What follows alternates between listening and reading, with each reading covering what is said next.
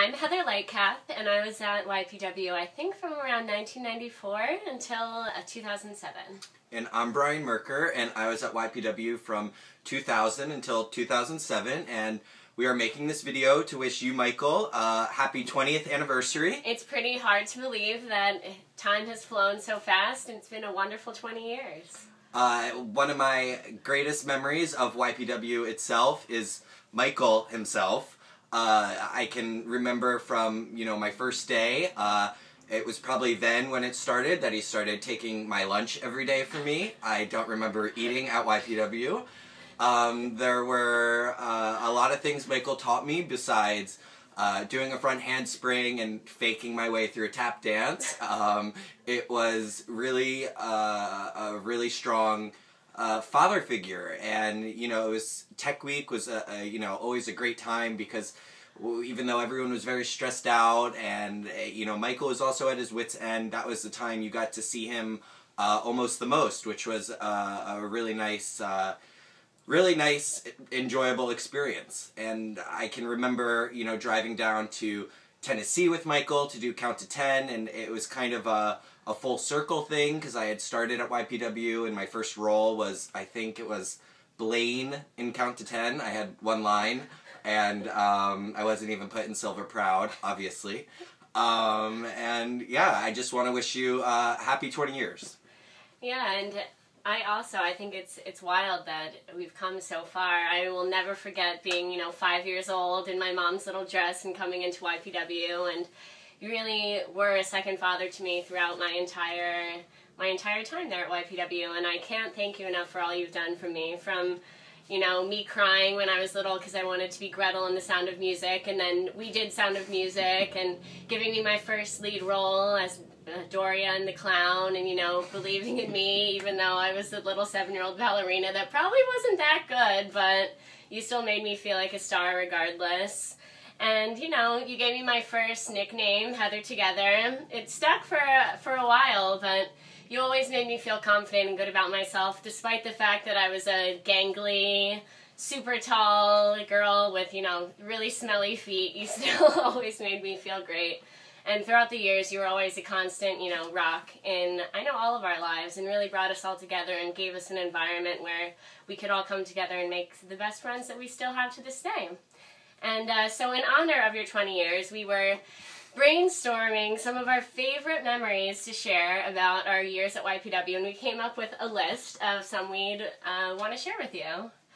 So first, first, one of my favorites, well, first of all, the epically long breaks were always amazing.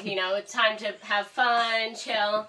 And our favorite was when, you were strict about 30 minutes, only 30 minutes for dinner, but you had to go to Ledgewood to go to the Pizza Hut. So we all know that it takes 20 minutes to get to Ledgewood, so that dinner break would always turn into, an hour and a half long affair where we'd all pile in and go to Ledgewood and eat from the salad bar, and it was great.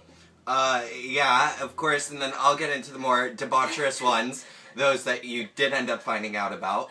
There was the famous costume parade when the power went off at Centenary, and we canceled rehearsal, but we had the great idea to come back to campus and, dress up and harass the campus kids, and I think I got my first lead role taken away that night, but luckily I got it back by the morning, which was nice. You're always one to give a very hard punishment, but then, of course, forgive in the end. So.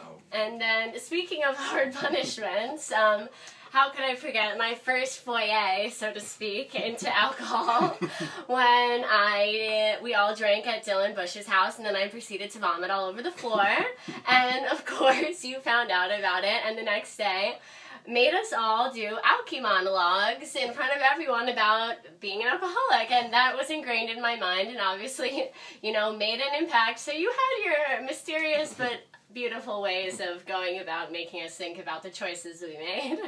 There was the one time I rolled up to Centenary with Denise, and you were waiting outside, and I think you might have already had Terry Breslin and Michael in captive with you, and I was informed that my food fight I had the day before wasn't exactly welcomed by you. There was Chinese chicken on the wall and sushi noodles everywhere. But, again, you made us face it also in front of our parents, which it was easy. It was easier to face it in front of them than it was to you, which just goes to show the influence you had. But you sat there and watched us clean it all up. But again, it ended up being a great lesson.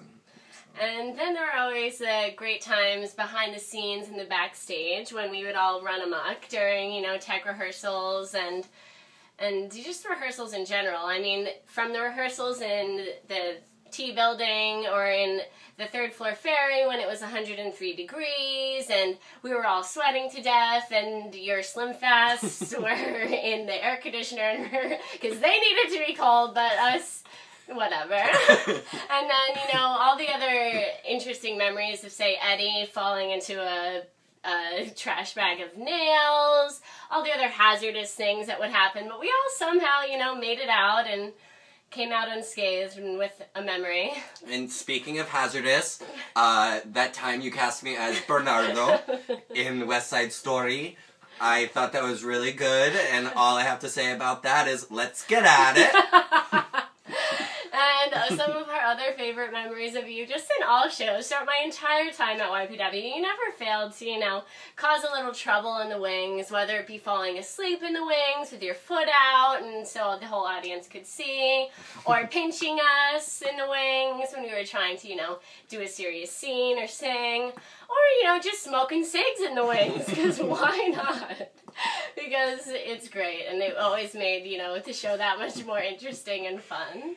Yeah, and speaking of the wings, there was that time that I think I had skipped a rehearsal maybe, or missed one, and I was suddenly made stage manager of Damn Yankees, and it was probably the most elaborate sets that we've had at Centenary. These big, we basically brought a baseball field into the little theater, and luckily Nikki was there to do everything for me. But one cue was missed, and you came backstage, and you actually found me making out with Heather in the wings, and I think that might have been one of the most mad, angry times I've seen you.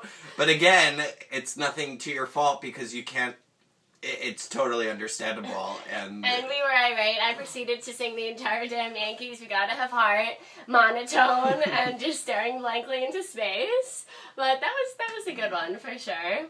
And what else do we have? Oh, of course, all of our antics with the campus kids, our favorite people who we would always, give them a little piece of what we've got. And who could forget all the infamous dance-offs that you allowed us to have and encouraged us to have to, express ourselves and, prove that we had a spot on the campus just as well as they did. So those were great, with Eddie tap dancing and, everything was great. And just something off the list that I don't know if anyone else is going to send through, but that time that Mike McKernan got his finger chopped off in the door because we were playing hide and seek on one of our breaks throughout the ferry building, and somebody slammed his door. I forget who it was, but then Jenna Bernard brought the finger to you on a napkin and proceeded to tell you what we had been up to on the break. So that's another funny story. And then, of course, last but certainly not least, how could we possibly forget? No. Oh, okay. We couldn't forget about the curtain calls, about how we would always be doing things last minute, and how we had a tendency to, just don't worry about the curtain calls. We'll do it in the breaks or the intermission. So those were always hilarious. And it was always great when you got your first leading role and you were told, company call tonight. Yeah, don't worry about it. You'll get your time next time. Yeah. But then, how could we forget the all-time #1 centenary memory? Well, we can sum it up just by saying, you want my big fat cock? So there's that time that we thought it'd be a good idea to ride around in Heather's big red minivan. And we passed the head of public relations. Little did we know. We thought she was just a lady in a big yellow coat. Big yellow She was wearing a coat. big yellow coat, walking her dog. We thought she was the head of public relations. We thought she was just a random person, but she turned out to be the head of public relations for the college. And we're driving by in Heather's big red minivan, and we hadn't, experienced anything with the sliding doors before, so we ride by her, we slide open the doors, and then we yell, "Do you want my big fat cock?" And that didn't end so well. She wasn't pleased. Near there was Carl. Carl wasn't pleased. Michael was not pleased. We had to call our parents. But again, the great thing about it was that Michael was the first one to forgive us for it. Of course. And we love you, Michael, and these past 20 years wouldn't have been the same without you, and we're really grateful for having the opportunity to be at YPW with you and with everyone else who's at Centenary time, in the past and the present, and it's a beautiful program. And we hope you enjoy the rest of your night, and don't feel too old when you're meeting everyone down memory lane. So have a nice night. Love you. I think that was like All-Star. It was 11.